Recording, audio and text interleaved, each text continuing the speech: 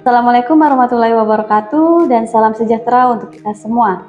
Perkenalkan, saya Nur Hayati MPD, dosen pada program studi pendidikan IPA, jurusan pendidikan IPA, Fakultas Matematika dan Ilmu Pengetahuan Alam, Universitas Negeri Gorontalo. Pada kesempatan ini, saya ingin menyampaikan penjelasan terkait dengan mata kuliah yang saya ampu, yaitu mata kuliah Kimia Dasar. Mata kuliah Kimia Dasar memiliki beban 3 SKS dan diselenggarakan selama 16 kali pertemuan yang terdiri dari 14 kali pertemuan untuk membahas materi dan masing-masing satu pertemuan untuk UTS dan UAS. Mata kuliah ini membahas konsep-konsep ilmiah esensial dalam kajian kimia, seperti struktur atom, sistem periodik unsur, konfigurasi elektron, struktur molekul, stoikimetri, larutan, energetika kimia, elektrokimia, keseimbangan kimia, laju reaksi, dan hidrokarbon. Melalui mata kuliah ini, mahasiswa tidak hanya dibekali dengan pemahaman konseptual, tetapi juga keterampilan dalam menyelesaikan persoalan-persoalan kimia secara sistematis.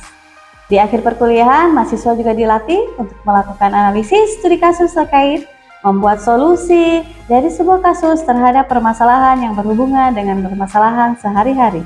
Mata kuliah ini terdiri dari 4 CPL, 4 CPMK, dan 12 sub-CPMK. Adapun capaian pembelajaran lulusan CPL yang dikembangkan dalam mata kuliah ini meliputi CPL Sikap, CPL Pengetahuan, CPL Keterampilan Umum, CPL Keterampilan Khusus. Dari 4 CPL tersebut kemudian diturunkan 4 CPMK, yaitu CPMK pertama.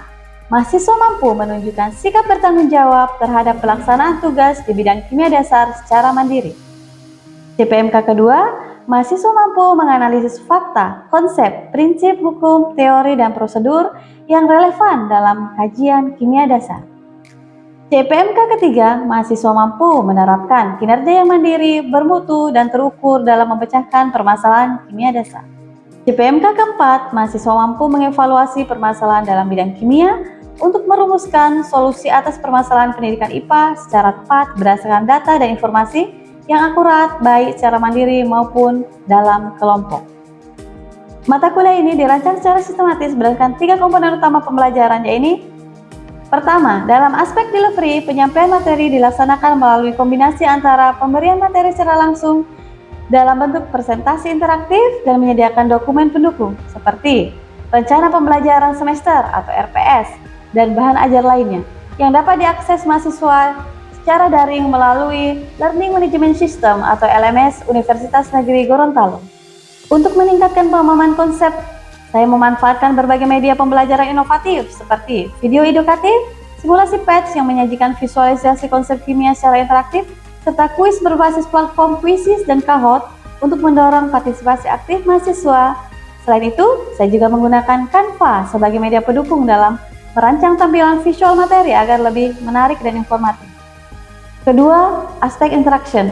Proses interaksi antara dosen dan mahasiswa dibangun melalui komunikasi dua arah yang bersifat dialogis dan kolaboratif. Bentuk interaksi ini tercermin dalam diskusi kelas, sesi tanya jawab yang aktif, kerja kelompok, serta kegiatan reflektif bersama yang bertujuan untuk menumbuhkan pemikiran kritis, keterampilan sosial, dan rasa tanggung jawab mahasiswa terhadap proses pembelajaran. Aspek ketiga dalam pembelajaran yaitu aspek asesmen. Saya menerapkan sistem penilaian yang menyeluruh yang mencakup asesmen formatif dan sumatif. Asesmen formatif dilakukan secara berkelanjutan selama proses pembelajaran untuk memantau perkembangan mahasiswa melalui penilaian sikap, kuis, tugas kognitif, portofolio, dan studi kasus. Sementara itu, asesmen sumatif digunakan untuk menilai capaian akhir pembelajaran mahasiswa melalui ujian tengah semester dan ujian akhir semester. Model pembelajaran yang digunakan adalah model pembelajaran kooperatif dan discovery learning dengan pendekatan studi kasus menggunakan metode presentasi interaktif yang melibatkan demonstrasi, praktik, kerja kelompok, dan respon kreatif mahasiswa. Baik, berikut adalah video proses pembelajaran pada mata kuliah kimia dasar dengan materi asam basa. Mari kita simak sebagai berikut. Waalaikumsalam warahmatullahi wabarakatuh. Bismillahirrahmanirrahim. Assalamualaikum warahmatullahi wabarakatuh. Waalaikumsalam warahmatullahi wabarakatuh. Oke, bagaimana kabar hari ini? Alhamdulillah baik. Baik semua. Alhamdulillah. Jadi kalau suasana belajar hari ini kalian kondisinya baik, senang, insya Allah dalam pembelajaran itu lebih mudah untuk menerima materi. Jadi materi hari ini asam basah ya. Kita di asam basah ini ada 2 kali pertemuan karena materinya ini agak panjang di asam basah. Oke, tapi sebelum kita masuk materi, alangkah baiknya kita berdoa dulu sebelum belajar.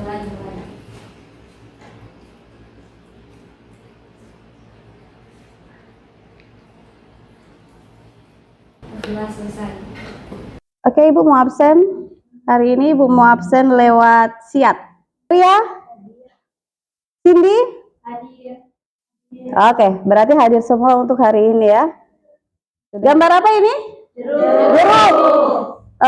Jeruk rasanya apa? Asam. Kalau ini? Sabun rasanya apa? Pahit. Oke, ini bagaimana penerapan asam dan basa dalam kehidupan sehari-hari. Gambar apa ini? Lambung. Lambungnya berarti meradang ya. Oke, dia menunjukkan begini berarti sakit. Kita lihat.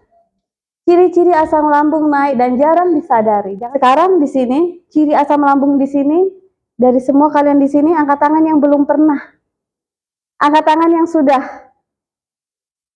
Oke. Kalian sebenarnya punya ciri-ciri asam lambung kan? Nah, ini asam lambung. Berarti penting nih sebenarnya kita belajar asam dan basa. Ya kan? Karena dia sesuai dengan kehidupan sehari-hari yang kita rasakan. Kemudian tujuan pembelajarannya yaitu mahasiswa dapat mengklasifikasikan jenis senyawa asam ataupun basa sesuai dengan teori asam dan basa. Ya, kalian sudah pernah belajar kan asam basa? Ya. Kapan kalian belajar materi asam basa? SMA. Kelas berapa? Kelas 11. Oke, berarti karena ini kalian sudah pernah belajar di SMA, berarti dasarnya sudah ada lah ya. Jadi insya Allah lebih mudah. Kemudian selanjutnya mahasiswa dapat menganalisis jenis larutan asam basa sesuai dengan karakteristik yang dimilikinya. Jadi ada 2 tujuan pembelajaran yang akan kita capai dalam pembelajaran hari ini. Oke. Karena sudah belajar asam basa di SMA, apa sih itu asam? Apa itu basa? Ada yang ingat? Kalau asam berarti pH-nya berapa? Kurang dari 7. Basa? Oke, betul ya. Jadi asam kurang dari 7, basa lebih dari 7. Kalau pas 7? Oke, netral. Berarti oke lah, SMA-nya mantap. Sekarang kita masuk materi asam dan basa. Ini pasti kalian sudah tahu. Ini ciri larutan asam dan basa. Ya, kalian lihat di situ. Derajat keasaman pH-nya sudah tadi jelaskan ya. Kalau asam kurang dari 7. Basa? Oke, lebih dari 7. Rasanya asam. Kalau asam, kalau basa? Pahit. Dipegang? Licin. Terus kalau kertas lakmus biru menjadi warna merah kalau kena larutan asam. Kalau basa kebalikannya berarti merah jadi biru. Oke. Nah, ini lakmus yang kita bahas tadi. Ya, ini lakmus. Lakmus merah, lakmus biru. Tadi sudah dibahas kalau merah, kalau di asam dia tetap merah ya. Kalau basah jadi biru. Kalau lakmus biru ke asam jadi merah. Ke basah jadi biru tetap. Nah, ini dia kertas lakmus itu kita hanya bisa tentukan oh ini larutan A ini asam, larutan B ini basah. Kita bisa tentukan nilainya. Ini pH 1, 2, 3, 4 dan seterusnya. Basah. Tapi dia tidak bisa tentukan berapa nilainya. Yang bisa menentukan nilai pH 1, 2, 3 dan seterusnya itu indikator universal. Kalau lakmus tidak bisa. Adapun cara penggunaannya sebagai berikut. Untuk indikator universal itu dicelupkan kemudian dibandingkan skalanya. Kalau lakmus dia hanya dicelupkan saja keluar hasilnya. Tapi ada yang lebih simpel yaitu pH meter. pH meter ini dengan dicelupkan bisa muncul oh 7,24, 8, sekian bisa muncul. Oke, sekarang saatnya kita demonstrasi. Siapa satu orang mau ini mencoba? Oke. Cindy ya? Iya, Ibu. Oke, kita mau demonstrasi. Cindy silakan ke depan.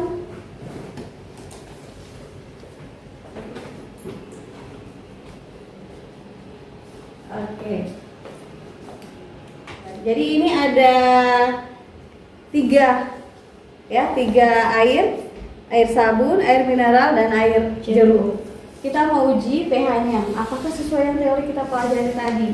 Ya, katanya kalau air sabun dia sifatnya basah. Berarti kalau basah pH-nya di atas 7. Kalau jeruk asam di bawah 7. Air mineral netral. Kita coba. Iya. Oke, silakan Cindy. Jadi ini indikator universal, silakan dicoba. Jadi caranya dia dicelupkan, kemudian dikibaskan, baru dibandingkan warnanya. Air sabun dulu. Kibas-kibaskan dulu. pH-nya berapa? Sabun ya? Belum sama. Oke. 8. Berarti cocok ya? Iya. Dia di atas 7, berarti sifatnya Basah. Air mineral. Kebetulan ini air yang Ibu beli. Ini masih air yang kalian minum, kalian beli di kantin.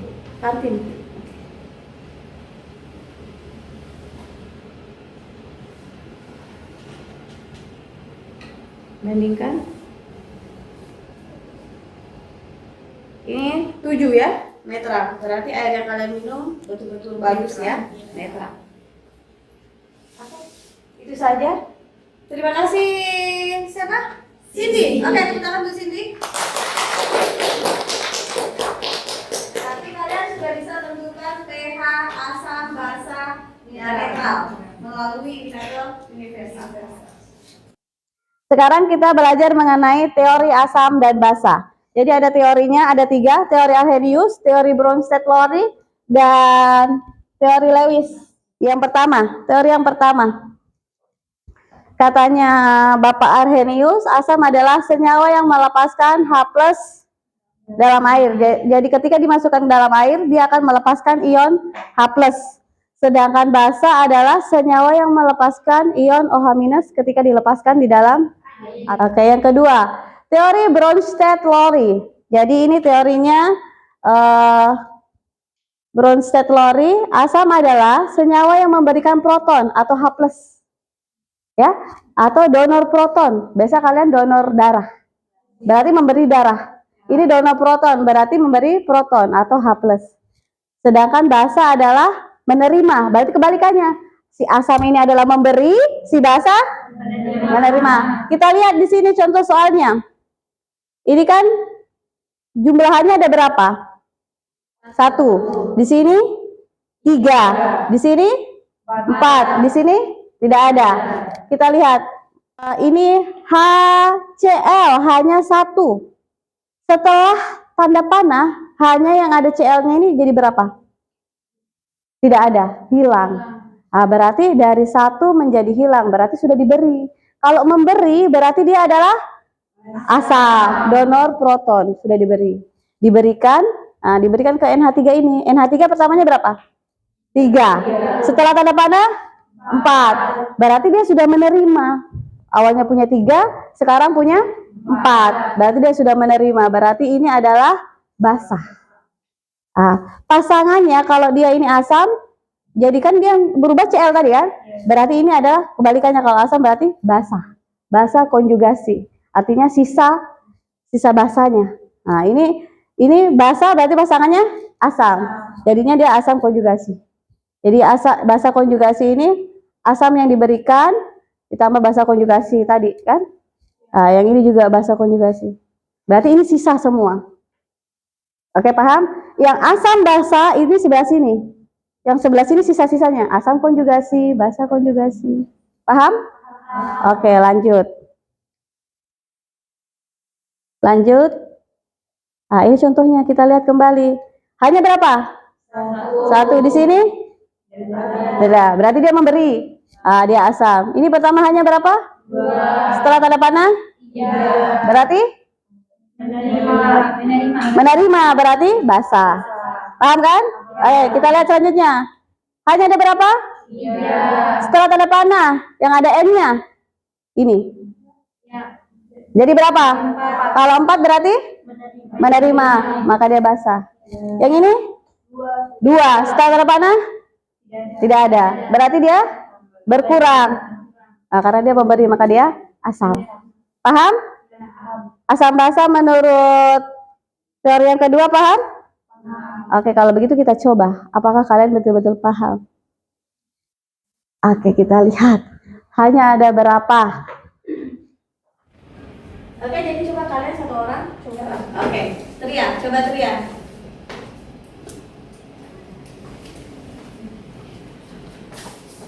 Nomor 1.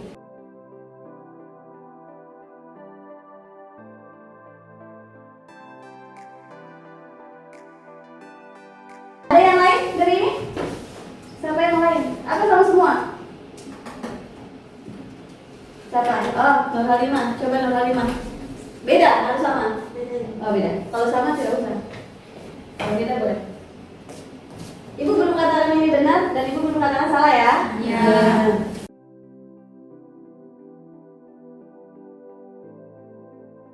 Siapa yang sama dengan teriak? Oh, tidak ada. Nur Halimah? Yang BBB kedua? Oh, rata-rata sama ya? Oke, kita lihat ya. Oke. HF hanya satu. Setelah tanda panah? Nol. Tidak ada. Berarti dia memberi. Yang memberi adalah asam. Berarti salah ini ya? Belum tepat. Nanti dicoba lagi. Berarti ini adalah basa. Betul. Sekarang hanya sebelum tanda panah H2. 2 setelah 3. Berarti bertambah. Berarti dia menerima. Berarti basa. Pasangannya asam adalah basa oxidasi. Pasangannya basa asam oxidasi. Berarti yang kedua yang betul. Ya. Yang tadi paham? Paham. Oke, di mana letaknya? Kesalahannya paham? Oke. Berarti rata-rata semua sudah paham. Karena banyak yang sama dengan yang kedua. Oke, teori yang ketiga, teori Lewis. Jadi teori yang ketiga, kalau teori kedua tadi membahas mengenai elektron, berarti cuma satu. Kalau teori kedua ini adalah pasangan elektron. Kalau satu pasang berarti ada berapa orang? 2, ya. Satu pasang suami istri 2 orang. Begitu pula dengan elektron. Kalau pasangan berarti ada 2. Berarti ini berbicara 2 elektron. Tadi cuma 1. Bedanya di situ. Dan ini agak mengecoh karena ini kebalikannya. Kalau tadi asam itu adalah memberi atau donor proton, di sini adalah menerima pasangan elektron. Tapi yang diterima pasangan, bukan elektron saja. Kalau bahasa ini adalah memberikan pasangan elektron. Oke, kita lihat. Jadi yang kita lihat di sini contohnya adalah reaksi antara BF3 dengan CH3N CH3 3 kali. Kita lihat di sini. B ini nomor atomnya boron ini adalah 5. Setelah dikonfigurasikan 1S2, 2S2, 2P1. Ini berada sama-sama di kulit 2, berarti dia digabung. Berarti elektronnya 2 tambah 1, 3. Berarti B ini punya 3 saja. Jadi makanya dia 3 garis, 1 berpasangan dengan F, 2, 3. Nah, makanya dia 3. Sedangkan si nitrogen N ini nomor atomnya 7. Setelah dikonfigurasikan 1S2, 2S2, 2P3.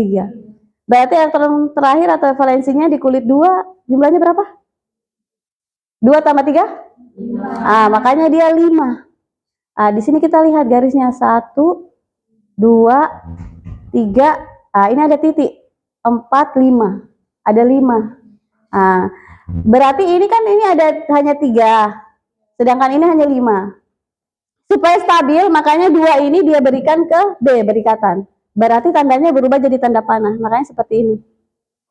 Ini jadinya 2. Kan 2 ini kalau satu pasang apa? Satu garis 2, 4, 6, 8. Stabil. Ini 2, 4, 6, 8. Stabil. Berarti kita lihat di sini yang mana memberi, yang mana menerima. Yang memberi ini nitrogen. Berarti dia sifatnya asam atau basa? Basa. Berarti dia memberi basa, memberi pasangan. BF3 menerima atau menerima? Berarti sifatnya asam. Paham sampai di sini? Oke, berarti kalau berbicara mengenai Lewis berarti dia pasangan elektron, ya. Kalau Bronsted-Lowry berarti dia hanya elektron. Oke, saatnya kita diskusi kelompok mengenai materi ini. Kalian bagi per kelompok ya. Jadi silahkan kalian bagi berkelompok. Ibu bagi 3 kelompok. Kelompok 1, kelompok 2, kelompok 3. Oke, sudah bagi berkelompok. Silahkan didiskusikan dengan teman kelompoknya dari materi yang kita bahas hari ini. Karena sedang mengikuti praktikum kimia dasar, saya diminta untuk mengidentifikasikan arsenius. Nanti yang sudah selesai satu orang ibu minta presentasi ke depan ya. Satu orang. Siapa yang cepat selesai? Tulis basa menurut teori Arrhenius. Jadi HCl adalah asam karena menghasilkan ion H+ dalam air. Kemudian NaOH adalah basa karena menghasilkan OH- dalam air. Oke. Kita lihat ya.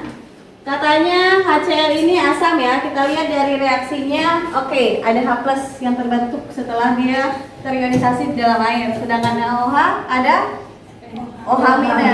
Berarti sudah betul kelompoknya Manda, kelompok 1 bahwa HCl ini bersifat asam, NaOH bersifat basa. Oke, berarti tepuk tangan untuk kelompoknya Manda, kelompok 1 sudah benar. Oke. Silakan duduk kelompok 1. Sekarang soal nomor 2. Siapa yang mau maju ke depan? Kelompoknya siapa? Sama Cindy. Siti sama Cindy.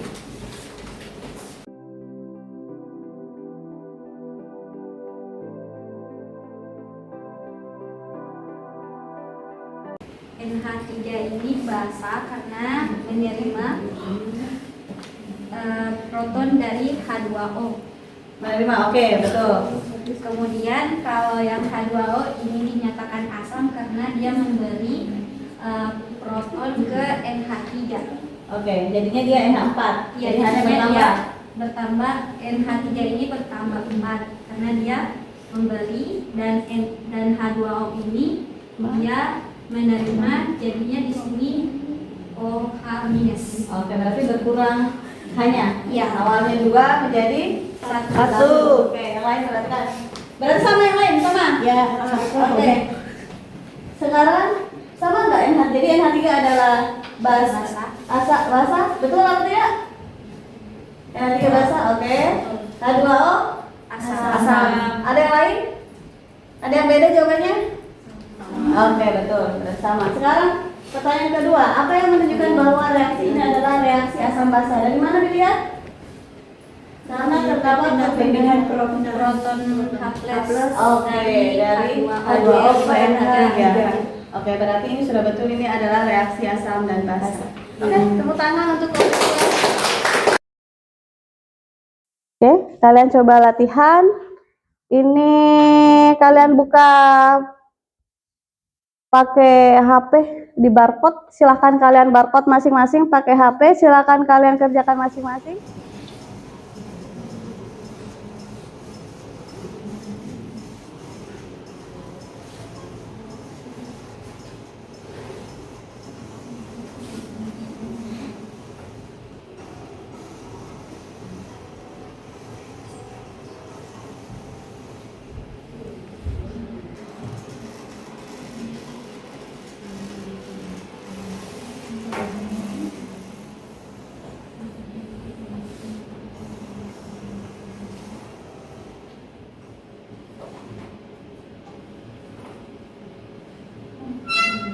Oke, jadi ini latihan pembelajaran kita hari ini. Kita mau tahu sejauh mana kalian paham pembelajaran kita hari ini dari hasil latihan ini kan. Tapi nanti hasilnya akan kita bahas minggu depan ya. Kita bahas satu per soal di latihan ini.